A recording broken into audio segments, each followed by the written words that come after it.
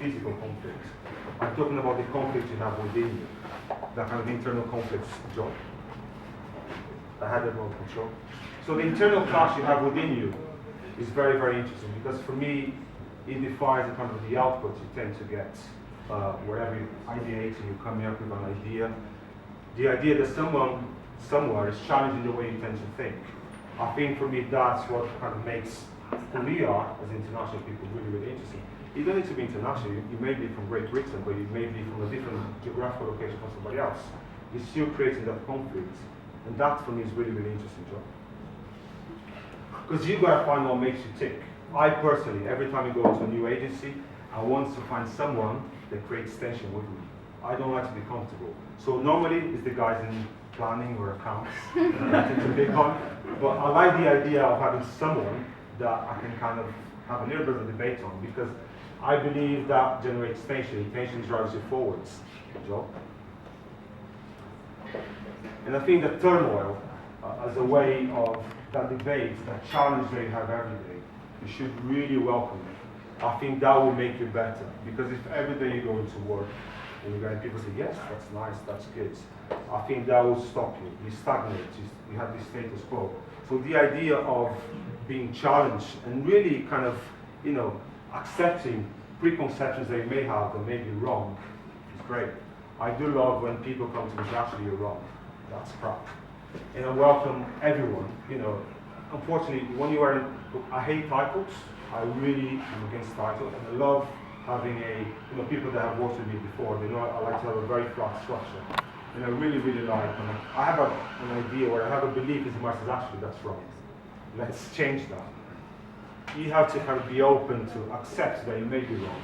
You really try to kind of look at it and say, actually, I was wrong because I have this kind of lenses on whatever my background was. Next one. Because people are people. I think everyone at the same, at the end of the day, they always try to do the same. And, someone, I've worked with people from, all kind of parts of the world, really. When we were at Jam together, we had people from Malaysia, Australia, Russia, Philippines, United States, Brazil, Portugal. So the idea that, people are people, they're like you, they're humans. I think you have to respect that and really kind of open up. And, being in London, it gives you that kind of beautiful kind of opening to say, you go into the train, you see people from different faiths kind of coexisting together. I think the beauty about being here, it doesn't really need to be just London. It's to understand that you're dealing with people that are trying to kind of achieve the same goal as you. Next one. So again, talking to Jam, I think Jam was an agency I was part of a little while ago, and we kind of conducted a little experiment, myself and ECD, Wayne Deacon, which I think he spoke last time with you guys. We did a little experiment because we said, actually, let's just try to get people from all walks of life. I'm very much against the kind of the team mentality. We're talking about it before. Art director and kind of a copywriter. I do believe in individuals. They don't need to be creative. If you're not a creative, actually, for me, that's really, really interesting. So at Jam, what we did was we got a guy that used to be, he used to write poems. Another guy used to be the social media manager for the band Razor Lights. Another guy was an account director, another guy was a planner, and they became creatives. One of them is a senior creative at CHI, one of the most famous agencies in London. And I love this idea that you're able to combine and create a mix, the cocktail I was talking about, to create something cool. And Jam is so small, and we've achieved some success in the time we were together. We recently just got a pencil from the DMAD. And for me, the beauty about it, it just proves that you can be anyone, you can be from anywhere.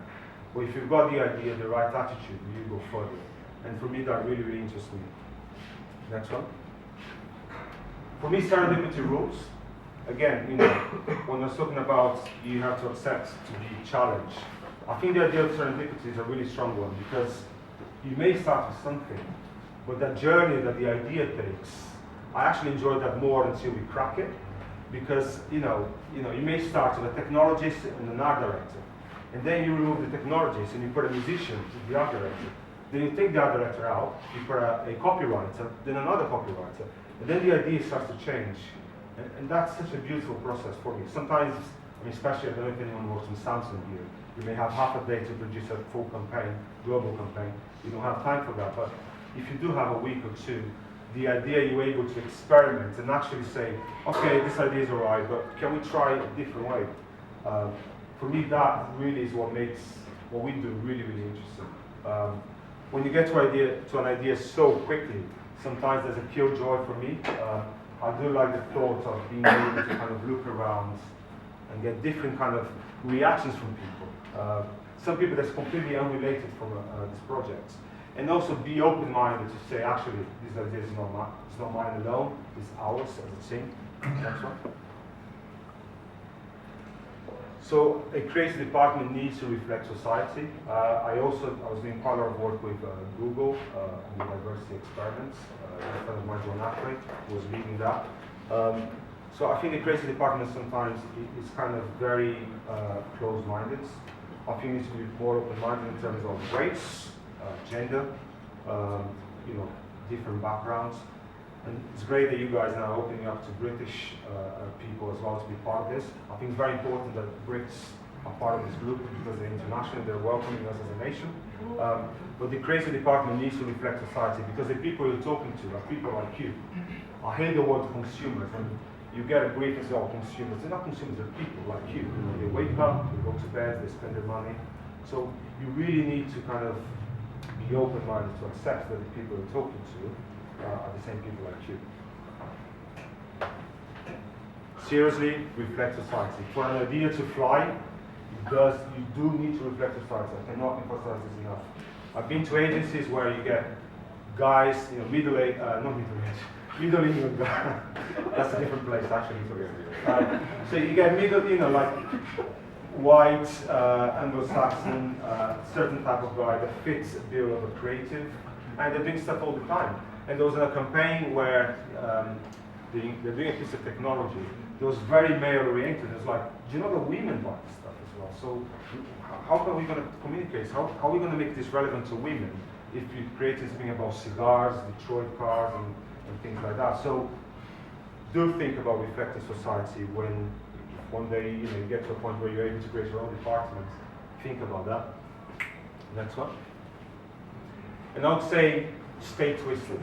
I think the beauty about what we do and where we come from and all our backgrounds is amazing because it's a true manifesto. It enriches culture. I think what we have as people is great because I think what we're adding, and I think that's why the UK is such a dynamic place to be, especially London, because you've got people like us going to different departments and just enriching it. So, do go mad. I don't know if anyone, you guys have worked with Joe before, but do go crazy because sometimes that's what clients want. Clients want to see a little bit of entertainment, and if you're able to add your own personal flavor, it's great. I tend to add a little bit of like Neapolitan Italian, a little bit of Brazilian. Depends what people want. I went to an Xbox presentation, golden shoes, a Brazilian T-shirt. So do stay twisted because that's what makes us different from everybody else. Joe. I just like this game.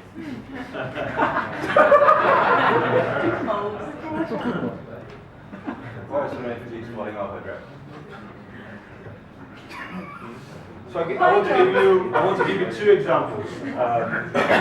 So don't click okay. I want to give you two examples of kind of what an international mindset may help you to do. This is a couple of work we did for Samsung Global. I think we were one of the first agencies, I think in the world, to actually tell Samsung, stop talking about your shit phones and talk about people. Because I don't care how many pixels you have in the camera. I'm interested in people. What is the story? How do we make this relevant to people? The mobile phone is the most intimate kind of piece of technology you have in your hands. How do we make this interesting to people? How do we make them almost show like a life story? How do you use technology to connect them? So this lady, she's amazing. She's my friend on Facebook. She's great. Grandma Mary. She's 78 years old. She lives in Singapore. We went out to film her. She plays the guitar amazingly well. She was a hit on YouTube, and we created this little story. If you press play, should play hopefully. Is there sound? Should be sound. Oh, no. Okay, we'll send you a link. Mary. No, I said, oh yeah, how do you know? I saw you on YouTube. Is it loud enough? Sometimes when my friends come over to hang out, they don't expect my grandma to be so cool. And they tell me that she's cooler than me. So, yeah. My youngest brother, Freddie, he helped my grandma upload her video. We didn't really know where it would go, and we didn't expect her to become so famous. And I got about 5 million viewers. And that's how it started. When I was young, teenage, I wanted to play the guitar, but my mother wouldn't let me. She wanted me to study. But I'm an extrovert. I don't like to study. I just like to have that feel free. That when you rock, you just rock. You nothing in your mind. You just enjoy. I have a brunch with my neighbor and lunch with my friends, and in the evening, 6, dancing. There was one night she went out and she didn't come home until the next morning around 6 or 7 a.m. And I said, Mom, next time, don't go out so late. At the age of 60 plus, I started to play the guitar. When my grandchildren came, I didn't have the time. So when they grow up, I bought a guitar and entertained myself. The first time I heard Santana, I fell in love with Samba Party. I started to look for a teacher. He looked at me, he said, I don't know how to teach you. Besides, Santana is up there and you're just crawling. He said, you have to go through a lot before you can play the blues. I feel the blues, I can feel with my heart and soul. I know what life is like. You need a lot of practice. Without practice, there's no shortcut. When I first met Santana, I was very nervous. Then suddenly, he hugged me. Yes. And I thought, well, there's maybe an earthquake or something. My companionship are mostly my family. We are all different. Some like this, some like that. But music brings us together because we feel the music, we love, we enjoy. Music connects not only my family, connect me to the whole world. I'm free, my mind is free. I just play and enjoy myself. I'm Mary Ho, I'm 77. I just love to rock.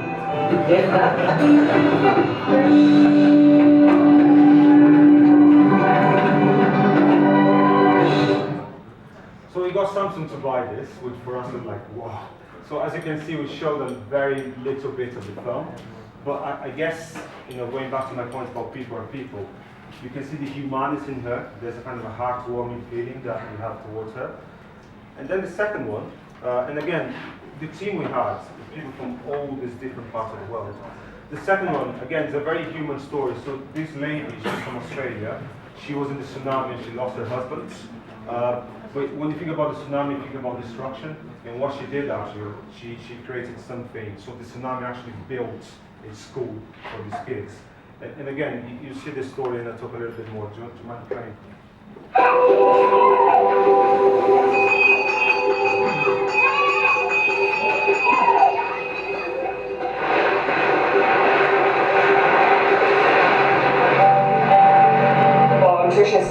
I'm 32 years old and my life changed forever 9 years ago when I came here on my honeymoon. I met Troy when I was 17. There was a lot of sacrifices that came with being in a relationship with a footy player, but we were together and I sort of just knew that we were going to get married, and it was the first time Troy and I had been to Thailand when we came on our honeymoon. We basically walked from one side of the island to the other and walked into the tsunami. The agonising search for those Australians still missing has ended in heartbreak. One of the victims is AFL footballer Troy Broadbridge. Troy was a lot taller than me and he sort of held me up to his height and he just said, try and keep your head above the water. I felt his arm sort of leave me. It was the ultimate sacrifice in what Troy did when the water came, because he put my life in front of his own. I just wanted everything to stop and, it didn't.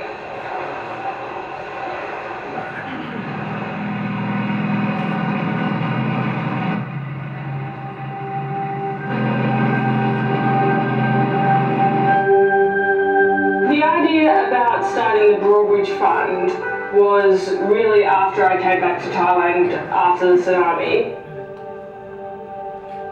For me, it's been easier to heal knowing that I've created something in Troy's legacy. So whatever happens, young people being educated in his memory. Good to see you. Around them, I can just be who I am, and which is someone that's pretty positive and carefree. What they give me is companionship. You know, there's been times where I've felt really alone in my journey, and if anything, their lives have been a lot more impacted than mine. What I do, I'm not doing for anything in return, but what I get in return is tenfold what I'm giving. To experience love like that is pretty amazing. And I think that everyone should get to feel a little love like that. It gave me hope.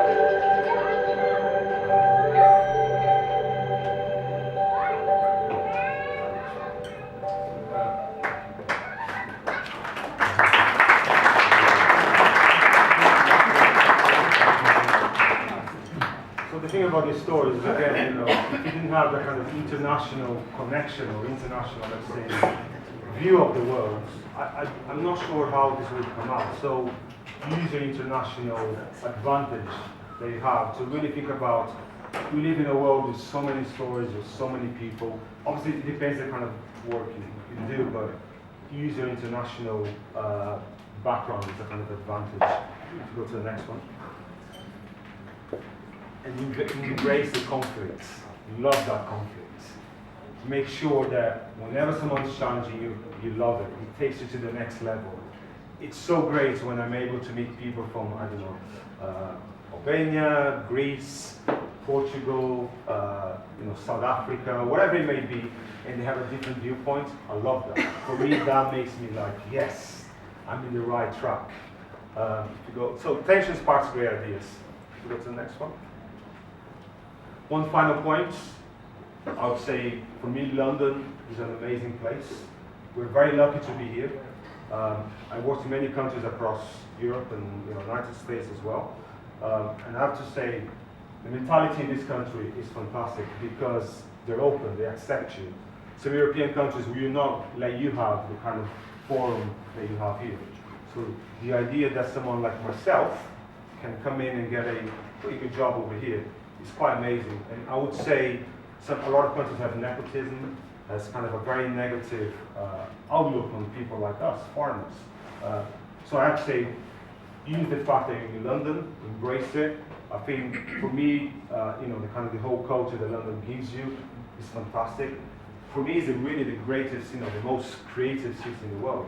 A lot of people say it's not, but personally I think it is. So use the fact that you're in London, really kind of be thankful, I would say.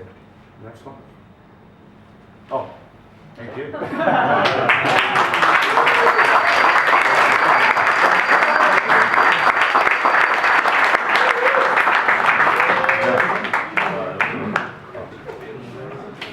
I like the last one you went, hey!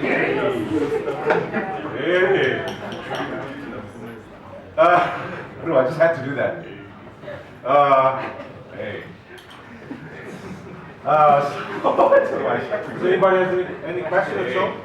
Yeah. Hey, so, hey, we have question time. Question mark. Miguel. Hey. Well, the two stories, the Asian rockstar and the other one. How did you find it? How did you come across it? There's obviously something you can find in a Google search. Yeah, the researcher. But before we got to that, we have to sell the idea to the client. As in finding specific. No, the actual idea. So we said, let's not talk about it. Because, knowing Samsung, the client said, okay, talk about the camera, talk about how it's waterproof and all the crap that nobody like us remember. So how can we make people remember this film for what it is?